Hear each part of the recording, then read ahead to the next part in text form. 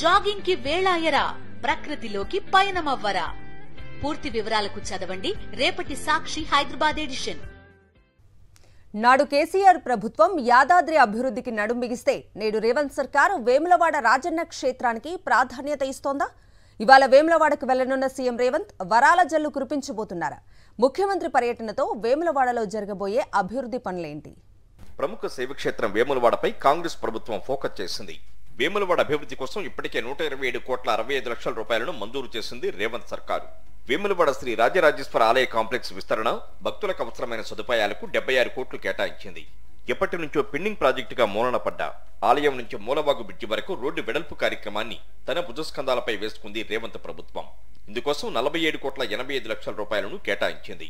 అలాగే మూలవాగులో ఉన్న బతుకమ్మ తెప్ప నుంచి జిగిత్యాల రోడ్డు కమాన్ వరకు under ground drainage pipe line నిర్మాణం కోసం 3,80,00,000 కేటాయిస్తూ ఇప్పటికే ప్రభుత్వం ఉత్తర్వులు జారీ చేసింది.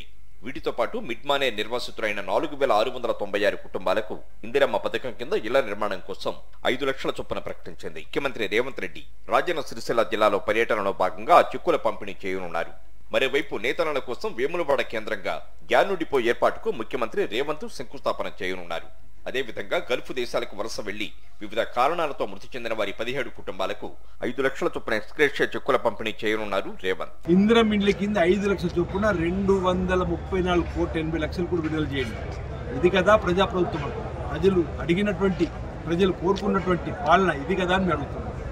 అసలు ఎవరు ఊహించని విధంగా రాజన్న ఆలయానికి 50 కోట్లు, ముంపు గ్రామాలకు సంబంధించి 234,80,00,000, సిరిసిల్ల నేతన్నల చిరకాల కోరిక, 30 సంవత్సరాల కోరిక యార్ను డిపో రావాలండి.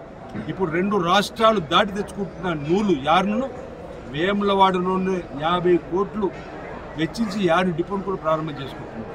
రైతులకు సంబంధించి మలక్పేట్ ప్రాజెక్టు ప్యాకేజ్ 9, ప్యాకేజ్ 10, 11, అదే శ్రీపాద ప్రాజెక్ట్, మరిపల్లి చెరువు, రుద్రంగి, కల్లిగొట్ట సూరం ప్రాజెక్టు, లచ్చపేట దగ్గర ఉన్నటువంటి ప్రాజెక్టు నిర్మాణం కోసం కూడా బడ్జెట్లో 325 కోట్లు పెట్టుకొని ఈ విధంగా అన్ని వర్గాలకు, అటు రైతన్నలు, నేతన్నలు, అదేవిధంగా ఆధ్యాత్మికంగా రాజన్న ఆలయాన్ని అభివృద్ధి చేయడం, యువతకు సంబంధించి, మహిళలకు సంబంధించి అనేక అభివృద్ధి కార్యక్రమాలకు ఈ జిల్లాకు సంబంధించి ఎస్పీ ఆఫీస్ ప్రారంభోత్సవం, మెడికల్ కాలేజ్ సంబంధించినటువంటి కొన్ని అంశాల ప్రారంభోత్సవానికి వారు రావడం జరుగుతుంది. గత బీఆర్ఎస్ ప్రభుత్వం వేములవాడ ఆలయాన్ని అభివృద్ధి చేస్తామని మాటిచ్చింది. అందుకు వేములవాడ ఆలయ అభివృద్ధి అథారిటీని ఏర్పాటు చేసింది. కానీ ఆ తర్వాత కార్యరూపం దాల్చలేదు. కాంగ్రెస్ అధికారంలోకి వచ్చిన తర్వాత వేములవాడ రాజన్న ఆలయ అభివృద్ధిపై ఫోకస్ చేసింది.